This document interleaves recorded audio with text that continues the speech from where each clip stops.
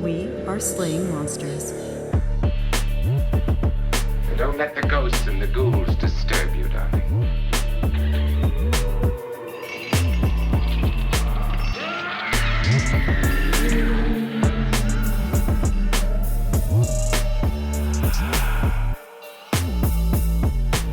I know it's not a comedy, but I laugh so hard when I watch Succession. Yeah. And it's like, and I know it's not supposed to be a comedy, but there's a reason why. I mean, Will Ferrell is involved in it, I think, so it's like... I don't know. Is it true? I think he's a producer on it, which... Interesting. Yeah, I know. Interesting. Sure. Mm-hmm. Exactly. But exactly, right? Wow. I did not know that. That's fascinating. I think that's right. Huh. But anyway, sorry. Will Ferrell, producer on Succession. I'm pretty sure he is. It's official now. It's official it's because gone out I on the said it. on the airwaves. It's gone out. Okay, now this All is right. going to really bother me. And this Should we- perfectly segues to lake monsters. Oh, absolutely. Because... Does this segue to lake monsters in any way?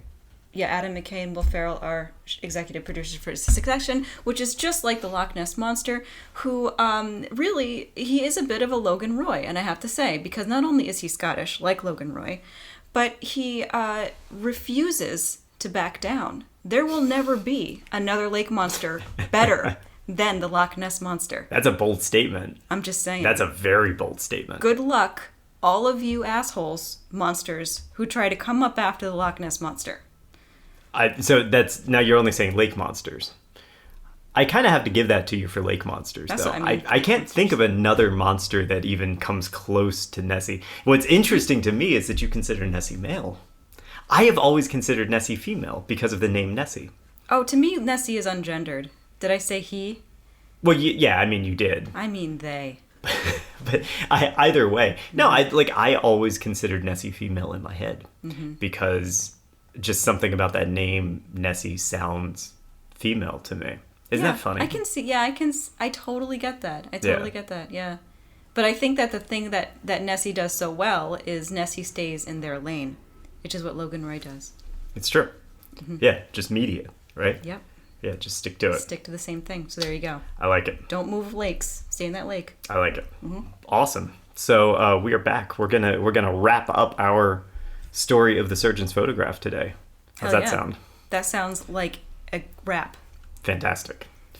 So last time we talked about the history of Loch Ness. We talked about the history of the Scottish folklore and about how a lot of this we're talking about like folkloric monsters living in the lakes, specifically like the Kelpie and other water monsters like that. Then we saw the evolution of the Kelpie with George Spicer with his roadside sighting of, no, I saw something with a long neck carrying something in its mouth, traveling from one side of the loch to the other.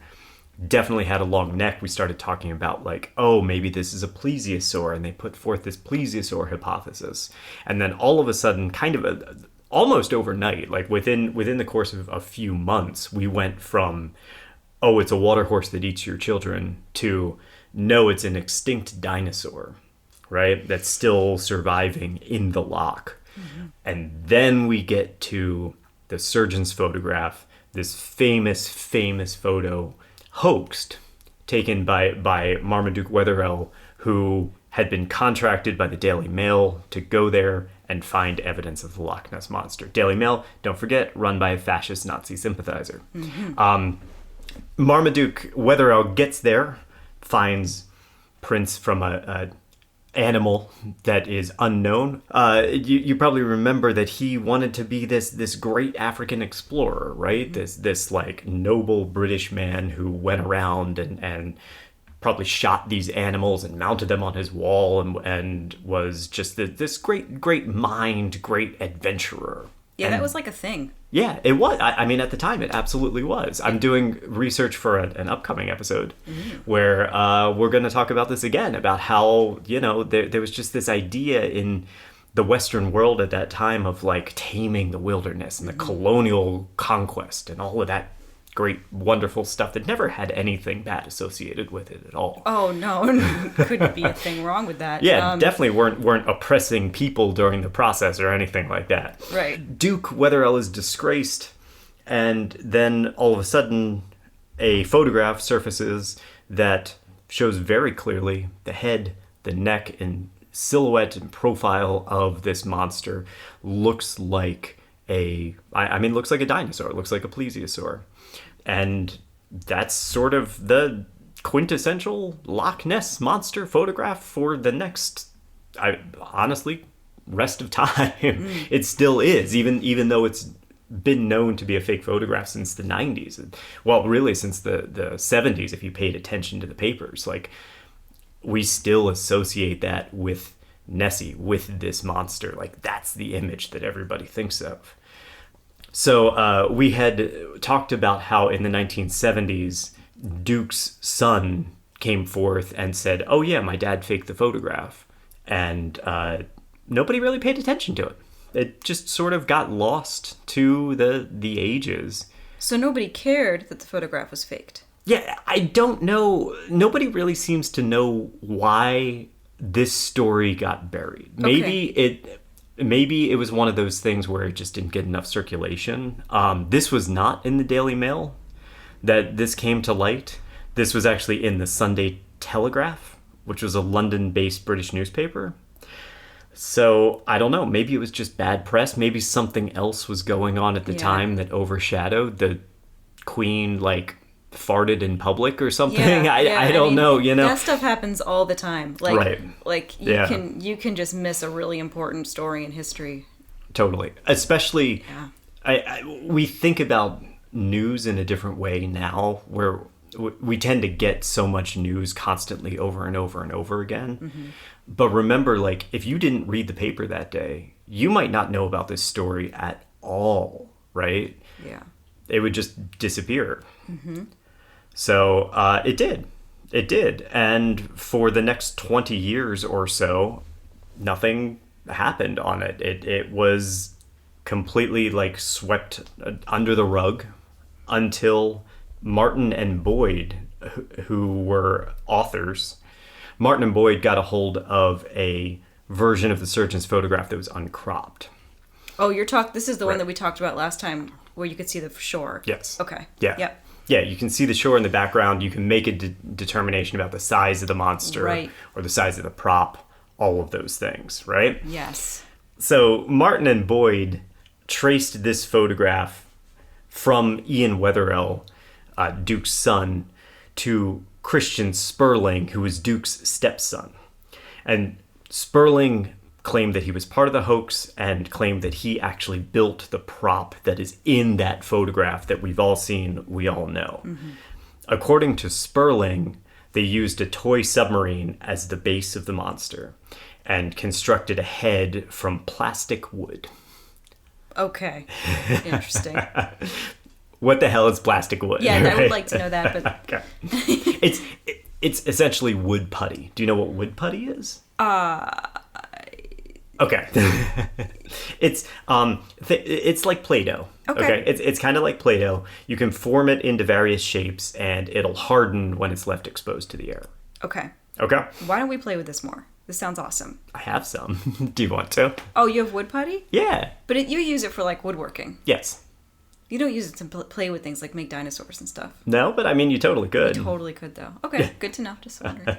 So it's also sticky, unlike Play-Doh, I guess. It's sticky and it will adhere to wood, plastic, metal, and maybe even tin, like our toy submarine. To touch on the submarine itself, it was most likely a tin boat produced by the Sutcliffe Tin Company.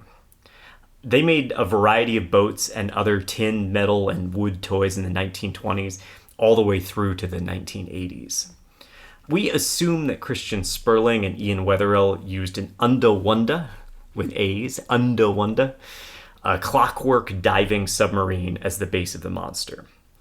The Undawanda was first produced in 1934, the year that the photograph was taken. So it would have been a new novelty. It was 9.5 inches long, and so it would have been a suitable foundation to support a head and neck structure. At least that's the generally accepted model that they used. Okay. This was a wind-up submarine, so you could drop it in the water and it would kind of, here we go. Go, go, go. Oh, that's a really important thing to know. Right. Mm-hmm. Mm-hmm. There's a lot of debate by skeptics, or I guess you might call them like true believers, who cast doubts on the submarine and the whole hoax theory altogether, right? They point to the extensive back hump of the creature that you see that's just, breaking the water's surface. And logistically, if you think about it, it would probably be top heavy, right? It would tip in and fall into the water. The claim is essentially putting a head and neck on it would make it too heavy to go, especially with the clockwork mechanism and all of that, right? Yes. Yep. Sperling explained that they lined the bottom with lead as a ballast or like a counterweight, which seems pretty logical. I was going to say, you have to have something like that. You have to have like Exactly. a counterweight. Yeah, exactly. It's not hard to believe. It's a lot harder to believe that there's a lake monster than somebody took a submarine and made a counterweight and put something on top of it. Well, not only that there's a lake monster, that this surgeon who just happened to have a camera with him happened to be walking along the lake at the right exact moment with the right settings to photograph the monster in this perfect fashion. Yeah. You have to take the whole assumption in. Never mind the fact that the monster looks exactly like this and behaves like this. We talked before about how plesiosaurs were air-breathing creatures.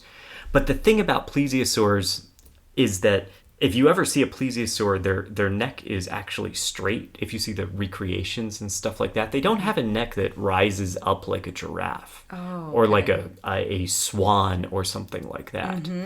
And the reason for that is if you think about the way our vertebrae is laid out, you can't crane your neck all the way back to be perpendicular to your spinal or your back. Like you can't lift your neck all the way to be above your shoulder blades. They couldn't either. Right? Just try it. You can't lift your head back that far. I don't fully understand the mechanics of what you're talking about, but I will take your word for it. Your vertebrae my bump head is into back. each other. Yes. Yeah, your vertebrae bump into each other. Yes, that's uncomfortable. Yeah. Yeah, you can't do it. So now imagine swimming, breathing that way, and you're also pushing yourself forward as you're flapping around in the water, right? I wouldn't have my head back, would I? Totally That impractical. would be silly. Yeah, Is it's that what totally they're saying? impractical. The head is back like that? Well, think about the way that the monster looks in the photograph. Its head is straight up in the air above its body. It looks like a swan. Yeah. Or like a cormorant or something like Well, that's that. a forward head, not a back head. But plesiosaurs weren't designed that way. Plesiosaur's head was straight out in front of it. Yes. Like a snake, rather than that. Yeah? Yes. Yes. Yeah. You know I'm not visual. I know. It's okay. This is like impossible. I need a visual aid. It's all good. Everybody. It's all good. It's You're okay. great. Let's continue with the submarine. In my research, I found that Sutcliffe produced a one-off sailboat in 1934 until 1936. They're incredibly rare to find these days, which might be why this one slipped under the radar of researchers for so many years. The hulls came in sizes from 12 inches, 16 inches, and 20 inches, and featured a prominent single mast on the front third of the deck that measured as tall as the hull was long, so either 12, 16, or 20 inches high. I'm not claiming that Ian Wetherell and Christian Sperling were wrong about the boat when they said it was a submarine. I'm just saying that if I went to the toy store, wanted to buy a boat and stick a sea monster head on it, right? I'd pick the one that had a mast, and I would build the head around the mast. And the fact that the mast sits on the front third of the ship would allow the monster's back to be seen above the water, just like it does in the photograph. And when you compare the oblong shape of the sailboat's hull to the flatter top of the submarine's, I personally think that the sailboat is a better match for the object photographed. Whoa. Okay. Maybe Ian and Christian saw the boat without the sails and just assumed that it was a submarine. I don't know. Okay. Wow. So you're saying that it was probably you're not saying one way or the other, but you're just saying likely a better match would probably be a sailboat. It seems that the one-off sailboat that Sutcliffe produced from 34 to 36 is a better match for that model. Isn't it better then, though, to go with something that's rarer, because then you won't have as many duplicates, people trying to do the same thing? I see your logic, but they were doing this in 34, so it just came out, so they didn't know it was going to be discontinued in 36. Got it, okay. Yeah. I thought maybe it was like, they walk into the store and it's like, exclusive sailboat only on sale today at the store, and then we're going to burn them in a pile in the backyard or something like that. Yeah, burning tin. I don't know. Well, we burn rubber tires here, so, But, well, you mean in Philly? Philly doesn't really intentionally burn rubber tires. There are just a lot of tire fires. It just seems like every other month I'm on Reddit and it's like, what's that big cloud in the sky? And it's like, oh, it's the tires. They're on fire again. Well, I saw one when I was working in North Philly. We went up to the roof and we saw the tire fire. We looked out there. It smelled really bad. Yeah, you probably shouldn't have been breathing that in. Definitely not. Yeah. But also, I worked in like a 100-year-old warehouse in the middle of like depressed North Philly. That was probably not the worst stuff I was inhaling at that time. Yeah, well, it has its upsides, It's not as expensive. So Sperling himself didn't attend the photo shoot that day. Instead, it was just Duke Wetherell, his son Ian, Maurice Chambers, who developed the photograph, and possibly Dr. Wilson. We don't know if Dr. Wilson was there or not. Dr. Wilson, of course, ultimately sold it to the papers. We have this story corroborated now in 1975 by Duke's son, and in 1993 by his stepson, right? Mm-hmm. But the icing on the cake, hoax cake, is an account from 1940, actually. So in 1940, Dr. Wilson, the surgeon who wasn't actually a surgeon, was actually a gynecologist, like most men of his age, served in World War II.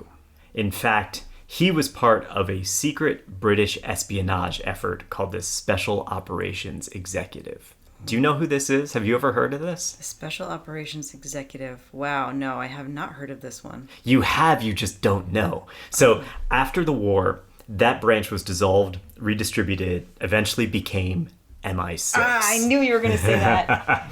Awesome. During the war, though, this is so cool, they carried out sabotage, reconnaissance, and even assassination. Ooh. Okay? They called themselves, and you might have heard this term, the Ministry of Ungentlemanly Warfare. Ooh. Is that not the coolest thing ever? The Ministry of Ungentlemanly Warfare. Like, we know we're going to go in and we're going to do some dark shit. Exactly. Yeah. Ooh. Yeah, you can imagine these guys. These are like the Kingsman guys, right? That are going in there and like slashing people's throats and poisoning people and that kind of shit, right? They were responsible for Operation Anthropoid. I've heard of that. The killing of the Nazi SS officer Reinhard Heydrich. Mm-hmm. So in 1940, 6 years after the photo originally appeared in the fascist Nazi sympathizer-run Daily Mail, right? Mm-hmm. Wilson recounted a singular story in the military mess hall to 3 other men, one of whom was Major Norman E. Eggington. Okay. I mean, it's an extremely British name. Yes, I like British names like that. It's cute.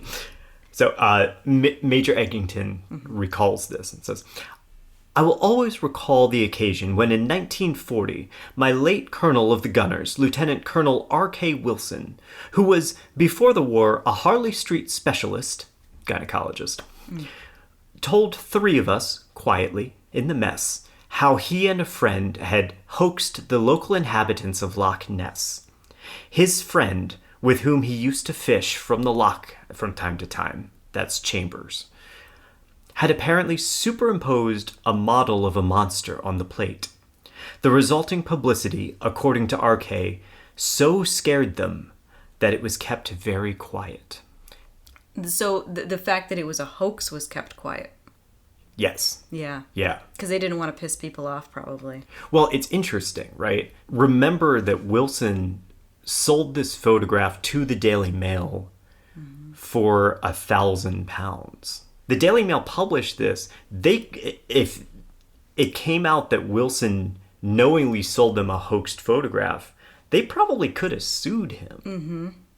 At least tried to get their money back. Mm-hmm. It's the fact that the money actually changed hands and he was putting his name behind it that all of a sudden now this is a whole legal thing. So he needed to be quiet. Exactly. Yeah, that right. makes sense. Mm-hmm. Exactly. And this is where we'll talk a little bit about this later on, but it's a question of, did this blow out of proportion? Did they think, oh, this is going to be funny, we'll pull the wool over their eyes for a week and then come out with it, and it blew up? Or was this the intention all along? We don't really know. Okay, yeah. But it's with that account that I think we get the ultimate answer as to why no one came forward. Yeah. Duke died in 1939, Ian in 1984, and Dr. Wilson died in 1969. Sperling, the last remaining link to the hoax, died in 1993, shortly after giving his confession. Now, one question still persists throughout all of this, which is, why did Duke pick that particular look for the monster? In film, we call this creature design, right? The sloped back, the long neck, the kind of ridged head, all of these things have become this very iconic representation of Nessie. So where did they come from? What inspired Duke to make his monster essentially a dinosaur? What do you think? Okay, what do I think? Okay, again, this was what, 1934? 1934. Oh, God. And remember that up until this point, the majority of water monsters in Scotland were referred to as kelpies. Just a few months prior to this, Aldi McKay's sighting was reported as a kelpie. They were the ones who were driving along the road. She saw a ruckus in the lake, and the newspaper actually specifically calls it a kelpie. Okay, well, so what if there was a recent discovery of some kind of Brachiosaurus or Brontosaurus? It's an interesting thought. Yeah, that's an interesting thought. 1934, right? Mm-hmm. Maybe, but I think they knew they existed but before that because of Marsh and Cope. We know that those animals exist, those creatures existed. Yes. Long before that. Yeah, we knew the plesiosaur existed from, I believe, the 1830s, actually. Okay. So we knew that these things were around. So then there might have been a popularized thing at that time, a pop culture reference maybe. Ooh, you're getting... Am I getting close? Am I getting hot? Getting close. Okay.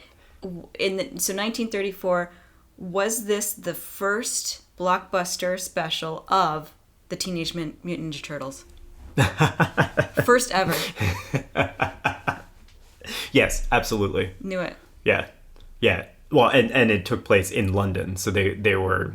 Yeah. Leonard, Ronnie, Mikey. Mikey didn't change. Mikey was the same. Need to change. Mikey's good. Yeah. And then Donegal. Of course. Oh, that's good. Right. Yeah. That was the first iteration of the Teenage Mutant Ninja Turtles. Instead of pizza, they were eating shepherd's pies. Shepherd's pie. Yep, Absolutely. definitely. Yeah, that's the equivalent. In the London Underground. Right. So, I mean, yes. This Makes is sense. my final answer. I love it. I know it doesn't look like a turtle, but I think it's close enough. So, yes. Perfect. So, remember, moving beyond the Ninja Turtles, we have to ask why he didn't go with the most common water monster, the kelpie, right? Mm-hmm. The obvious answer to this being that Duke played off the George Spicer sighting from the previous year. Remember, this was the guy saw the long neck monster carrying something in its mouth crossing the road in front of him, right? Mm-hmm. This was the first and really the only long neck sighting prior to the surgeon's photograph. So why did he latch on to that? And now we're getting closer to your pop culture idea, right? Mm-hmm. Why did he latch on to that imagery for his hoax? For that, I want to turn to a theory proposed by Daniel Loxton and Donald Prothero in their book Abominable Science. Their answer lies in a cultural phenomenon that swept the globe in 1933, 1 year prior. Now, just to set the stage for you, and then I'm going to let you guess what this was. Set the stage, though. Okay. We are 4 years after the stock market crash of 1929.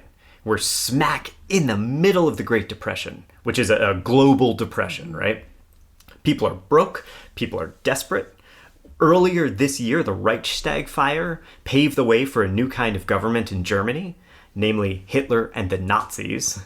Things were bad and people wanted escapism. They wanted to take their minds off this depressing world in front of them. What happened in 1933? Something good. April 1933. A new kind of film literally smashed its way onto the world's consciousness. And that movie was RKO Pictures' renowned hit, King Kong. Okay. Now, to say that King Kong was the most important monster movie of all time is not an understatement. It's not. This is one of the most influential films in history. In a lot of ways, this was the first true blockbuster and went on to single-handedly create an entire genre. The Giant Monster Unleashed movie, right? Before this, we didn't have it. We just didn't, not on this scale. King Kong goes on to inspire the Godzilla franchise, The Beast from 20,000 Fathoms, Gamera, Daimajin, the Ultraman series, Jurassic Park, Pacific Rim, Attack on Titan, Star Wars, and on and on and on, including Ray Harryhausen, the father of stop motion and animator from Mighty Joe Young, It Came from Beneath the Sea, The Seventh Voyage of Sinbad, Jason and the Argonauts, 1 Million Years BC, and The Clash of the Titans. Harryhausen would go on to inspire legions of filmmakers, including Sam Raimi, Tim Burton, Steven Spielberg, George Lucas, James Cameron, Stanley Kubrick, and on and on and on. All this from one movie about a big ape that was released in New York City. Okay.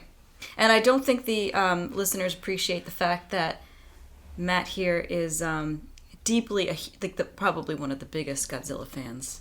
Oh, yes. On the face of the earth. So I've seen every single Godzilla movie, sometimes multiple times. I've seen the Hanna-Barbera series. Let's see. I have Godzilla memorabilia that I don't think other people even have. A lot of stuff, yes. I've been obsessed with Godzilla since I was a little kid. Yep, and his mom, who is wonderful.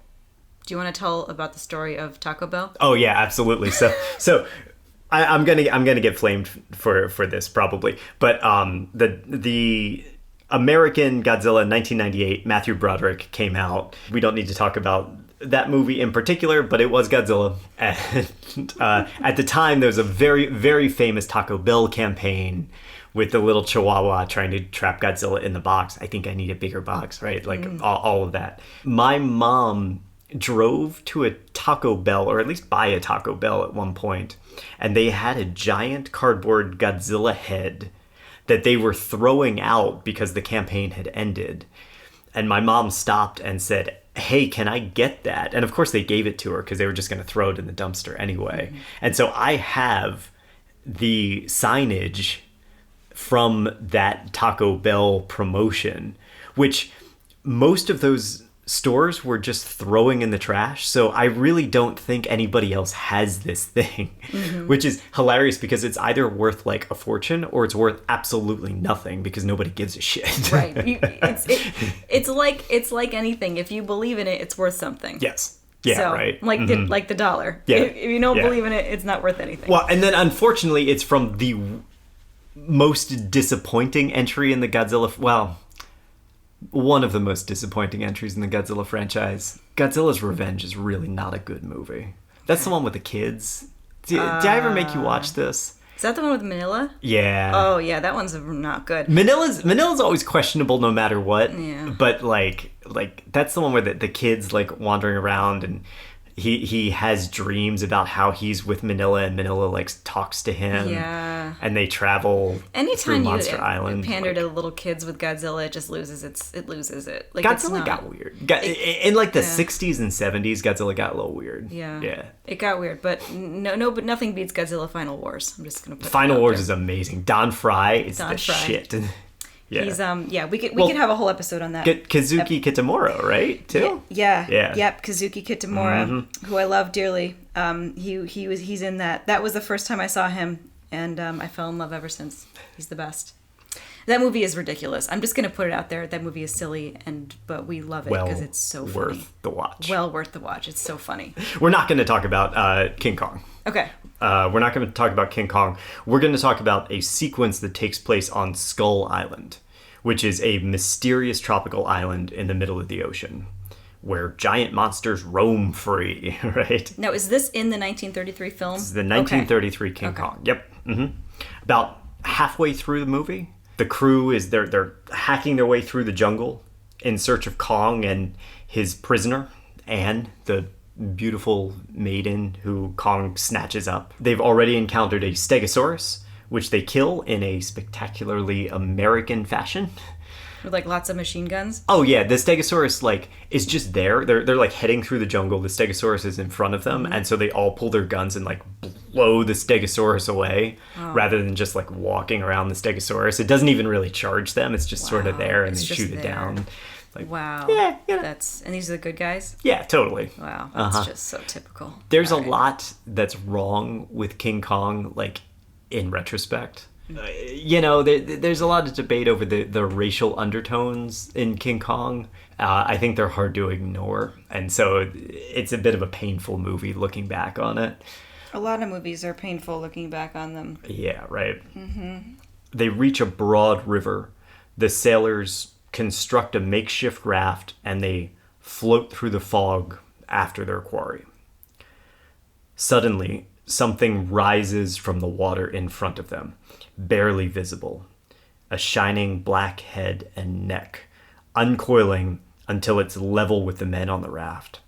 Panicked, the men fire, driving the Brontosaurus back under the surface.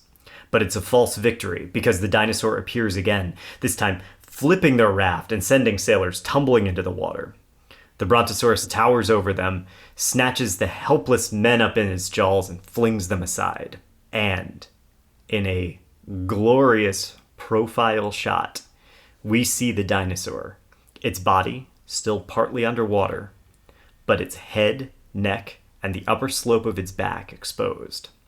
It's got a man in its jaws, and as we watch, it drops him into the river. Wow, okay. And you guessed it, right? It's identical to the most iconic image of Nessie.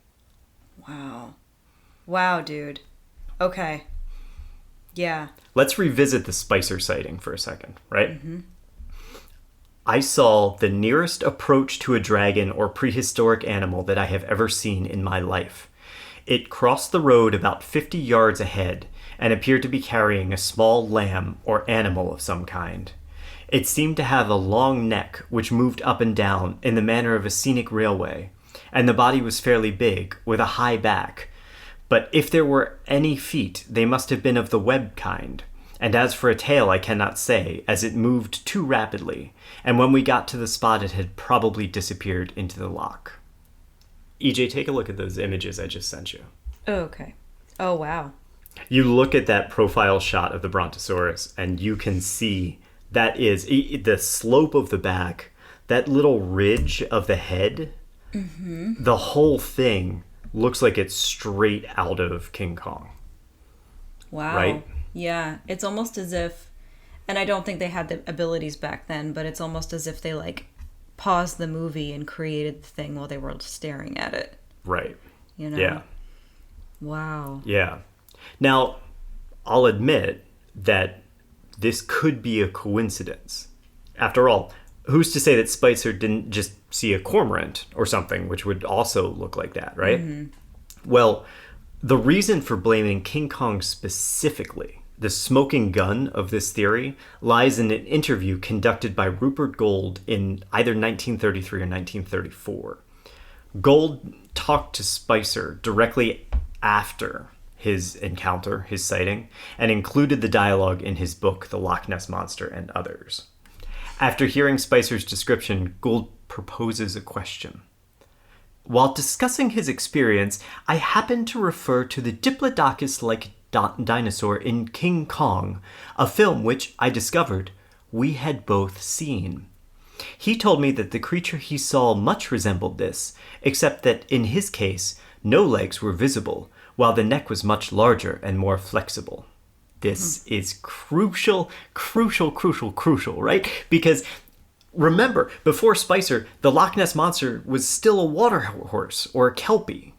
Yeah. Spicer's the original source of the long neck, the dinosaur comparisons, the plesiosaur hypothesis, all of it. The original source for the dinosaur plesiosaur hypothesis is George Spicer. Wow. Okay. And then that was taken, the surgeon's photograph that just sort of ran with that. Months after Spicer's sighting. Months after. Right. After being outed as a fraud, Duke Wetherell chose to base his monster designs on the Spicer sighting because the image of a long-necked sauropod was fresh in the public's mind. I don't have any record that Duke actually saw King Kong himself, right? The movie, not the monster. But it was released in London in April of 1933. And it was so popular that the Daily Express reported thousands are being turned away from King Kong. Wow. Yeah, the cultural significance of this movie is just off the charts, right? Wow, yeah. It was the very first blockbuster. It was the first phenomenon like that, right? So, came out exactly 1 year before his photograph. April of 33. His photograph was taken in April of 34. Sure seems like he would have seen it. Well, I mean, even if he hadn't have seen it, he had a team behind him. Yes. So the likelihood of one of them seeing it and influencing the creature is high. Absolutely. Yeah. I don't think it's far-fetched to say that fearsome dinosaurs were etched in Duke's mind when he began his prop creation, right? As a filmmaker, particularly one with an affinity for jungle adventures, remember he played Livingstone, Duke would have devoured the story in King Kong. These intrepid explorers blazing trails through undiscovered islands in search of a legendary quarry, right? That's basically who Duke wanted to be all along. That's what he wanted to do at Loch Ness. Yeah, so of course he would want to go see this movie. Exactly, right? Yeah. Yeah, and he sees himself in that. He's like, that's the guy I want to be. And literally, this came out in April. In December, Daily Mail brings him to Scotland and says, hey, find us a monster. He's like, oh, this is great. Absolutely, right? And then we get the prints, and then we get the photograph, and blah, blah, blah. And then it continues, right? Yeah. We don't know Duke's motivation beyond what we can speculate based on the study of his life. But what we do know is that this was a showman who fancied himself an intrepid explorer who got hired by one of the biggest news agencies in the Western world to use his skills to find a legendary beast, and suffered almost immediate ridicule for his misstep. Yeah. And that's... Poor dude. In a way, maybe. I mean, I believe that Duke's pride was so abused after the retraction of the footprints that he set out on a vindictive plot to make the Daily Mail look like fools. He took his knowledge of film and props and effects and created an image so real that he fooled not just the Mail, but the entire world for decades, for half a century, right? Yeah, and I think it's one thing if you fool the Mail and then you come out and you say, haha, I fooled you and 30 other people who read the newspaper. Yep. But he, like you said before, he couldn't possibly go out and say, haha, I got you, and everybody. Exactly. Yeah. As it spirals out of control from it, right? Yeah. It's possible that he just intended to point fingers and laugh, and then the story got blown out of proportion. But maybe that was the grift all along. I don't know. Maybe his goal was, in fact, to go to his grave laughing, having perpetuated the greatest photographic hoax of all time. Nice. And with that, we conclude this foray to Loch Ness and into the surgeon's photograph. Well, very nice. Very nice. There you go. Very good. I still say that I think that if the Ninja Turtles had been a thing back in the 30s, it would have taken London by storm in the same exact way that King Kong did. But that's just me. I mean, I would think so. I would think so. They were pretty cool. King Kong is sort of like a mutant creature anyway, right? Yeah. This giant ape. I don't know where I'm going with that, but Turtle power. Yeah, no, I mean, well, it's interesting because the turtles are actually based on the kappa. Yes. Are you aware of this? Yeah, Yes. yeah. The kappa, the Japanese turtle creature that supposedly lives in the lakes and the rivers of the countryside of Japan. Yeah, yeah, Yes. they're pretty cool. Yeah, badass. Yeah. Although I don't believe that the kappa is actually a mutant. I think the kappa is just there. I think it's just there, like a Stegosaurus. Yeah. Also, you know that the Ninja Turtles are actually sort of based on Frank Miller's Daredevil. No, No. you're looking at me like you don't. Yeah, yeah. Oh, there's all these like similarities between them. There's the foot in the Ninja Turtles and the hand in Daredevil. Oh, I think we talked about this before. Yeah. Yeah. There is Splinter in the Ninja Turtles and Master Stick in Daredevil. Oh, wow. Yeah. Yep, Okay. it's a whole thing. What questions do you have for me about the Loch Ness Monster I and mean- about Duke Weatherell and his delightful time crafting a monster? I appreciate him. I don't know. I don't know if I have questions, but I think I commend his ingenuity and his team's ingenuity, and I think that they really stuck it to the Daily Mail, and I appreciate that. They did. Yeah, they did. I mean, and the Daily Mail was one of those newspapers that just sort of, they were loud and brash, and, you know, they kind of deserved it. At the end of the day, I but at the same time, you know, I don't know. Was it a bad thing? Was it a bad thing that it launched a whole cryptozoological obsession? That's an incredible question. That's a difficult question to answer. In a way, no. I don't think it's ever a bad thing to have people learning about science, to have people questioning the world around them, looking into it, doing things like that. I think that's fundamentally the way science works, right?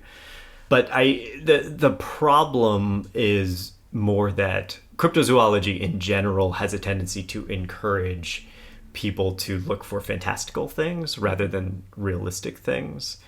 And we get very fixated on the notion of like, it's a dinosaur. I'm looking for a dinosaur. And we have a tendency to then gloss over, oh, well, there are harbor seals in Loch Ness. Oh, there are, there's a whole other part of the theory that there's, I don't know this tremendously well, but there are fault lines, I believe, under Loch Ness, or vents of some kind that causes bubbles to rise to the surface, which disturbs the water, and so you get wakes in weird places.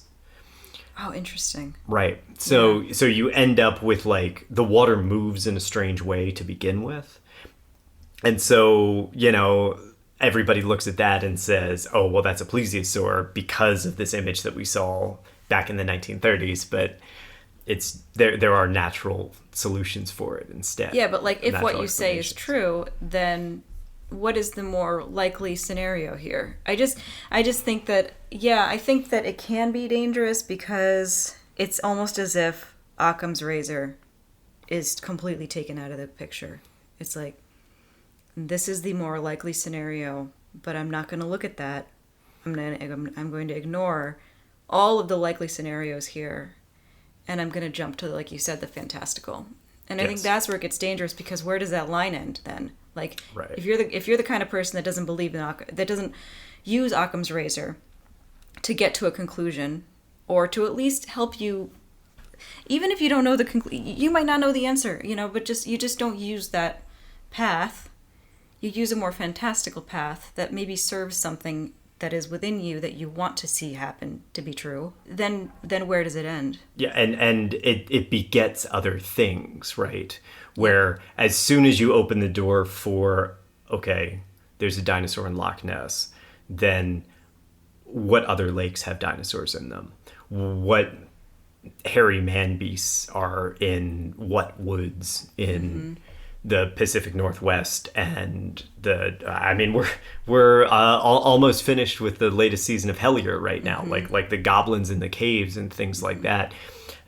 Hellier is actually a great example to see how once you open the door to some of these more fantastical claims, they just pile on, and then you get, Mothman becomes injured cold, becomes goblins in a cave, becomes this and that and that. And then cryptozoology ends up being taken away from like the coelacanth, right? A fish that should have been extinct but wasn't, and we found it, and that's cool. Or like giant squids or something like that. Yeah, very cool.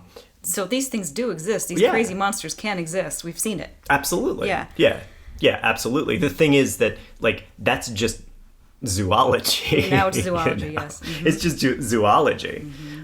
And the people who found the coelacanth and the people who have like taken pictures of giant squid and insect species that we hadn't known before and things like that are not the same people who are looking for fairies in the, British woods. Yeah. Right. Well, there's two paths you can take, right? Like you each start off with like a sieve that can collect sand, or that filters sand. One path, that sieve gets finer and finer and finer, and you start to really be able to hone in on what is truly there. Yes. The other path is that sieve gets wider until you have a door, until you have a cave opening, until you have the whole freaking universe. Yeah. That's a little dangerous to me. Yeah. And I don't want to criticize people for looking. I really don't. Oh, hell no. I think that we need to. I think it's also fun. I mean, what would I watch at night if there wasn't this stuff? I mean, well, that's the funny thing, right? I'm the worst skeptic in the world because I adore Ghost Adventures. I love Zach Bagans, right? Yes. And Hellier's a ton of fun, Yeah. and I absolutely love it, and I want to believe. I want this stuff to be true. And I desperately do. That's the funny thing too, right? Like I would like nothing more than to find out one day that there is absolutely a species of small, non-extinct plesiosaurs living in Loch Ness. Would be amazing. Oh yeah, that'd make my whole day. Or like ghosts. Can ghosts be real, please? Because that'd be freaking cool. I still hold that ghosts may be real, but they're completely unable to interact with us. Sure. And so they're sort of irrelevant to our existence. We can't prove it. We can't disprove it. You're definitely not getting evidence of ghosts with your little meters or whatever. So, but that's your emotional wish. yes, that is my emotional wish. Yes. I want it all to be real. Me too. I want to see a Bigfoot in our backyard. One day. On our trap cam. Maybe one day. For now, we just have raccoon families and a cute little baby raccoon that comes up and eats out of our bird bath. Yes, we drinks out do. of our bird bath, and it's adorable. Yep, exactly. Well, fantastic. So thanks for coming along with me on this journey to Loch Ness and into the special history of the Loch Ness Monster. Yeah. I hope you learned a little bit. Awesome. Yeah, it's awesome. Well, thank you. Yeah, thank you very much. Thanks for listening to Slaying Monsters. If you like the podcast and what we do, please share it with others or leave us a rating and review. For questions, suggestions, and other feedback, reach out to us, slayingmonsterspodcast@gmail.com, and stay up to date by following us on Instagram @slayingmonsterspodcast. Your support helps us grow, and we are truly grateful to have our listeners and community.